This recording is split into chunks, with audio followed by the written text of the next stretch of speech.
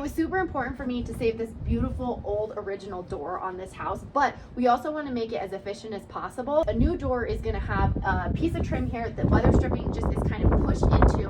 In this case, we didn't have that, so we're going to do nail-on weather stripping. So if you have an old door, here's what we're doing to make it more efficient, and you can follow along too. In our case, this board was flush, and you can see there, and from the inside we had more of a gap than I would have liked. So what we did is we took this trim piece, it's about 1 3/4 inches. It is wider than the nail-on weather stripping we're going to use, and we put that all the way around, and we just nailed that on with a brad nailer because we're going to screw in our weather stripping on top of that. This is the product that I bought. I'll put an Amazon link in case you want to follow and use the exact same product. The top piece is what has to go in first because the side pieces come with a cove cut out in them, so you can push them up against. There's a channel cut in the middle and there's a cove cut in the little rubber piece. So we have to measure the top first and install that, and then we'll measure the 2 side parts.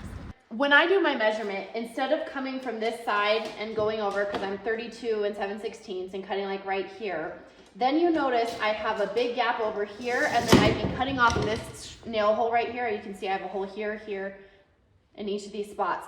If I go from there, neither of my end pieces has a secure screw spot. I have big gaps on both sides. So this isn't necessary, but what I'm actually gonna do is I'm gonna cut more like this. I'm gonna measure from the center so I can have a nice firm attachment on each end, and I'm gonna have stronger end pieces to then push up my side pieces into.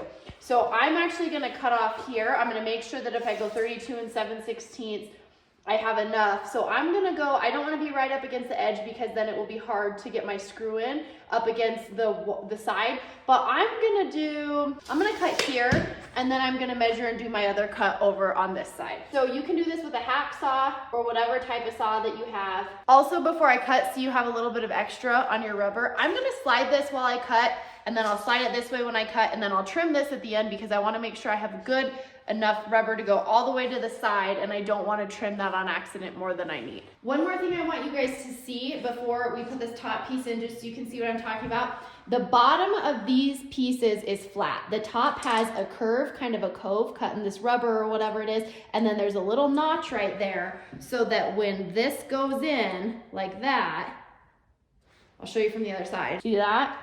I'm not aligning it very well. It's notched.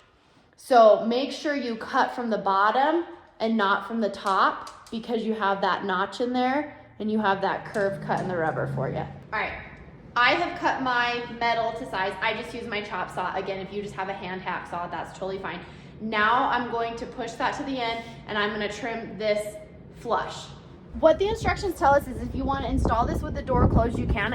It kind of helps you to align it. So what I'm going to do is I'm going to hold this up against my door. You don't want to smoosh it too much because some reviews have said people squish it in too much thinking they'll get better protection, and then it makes it hard for their door to actually close all the way. So we want to put it up against it, but we don't want to smush it in. So I'm going to hold it up and draw my lines so I can, or my holes, so I can pre-drill each of my screw holes. The nice thing is your holes are ovals, they're not perfect circles, so you do have a little bit of a margin of error if you need to make some adjustments.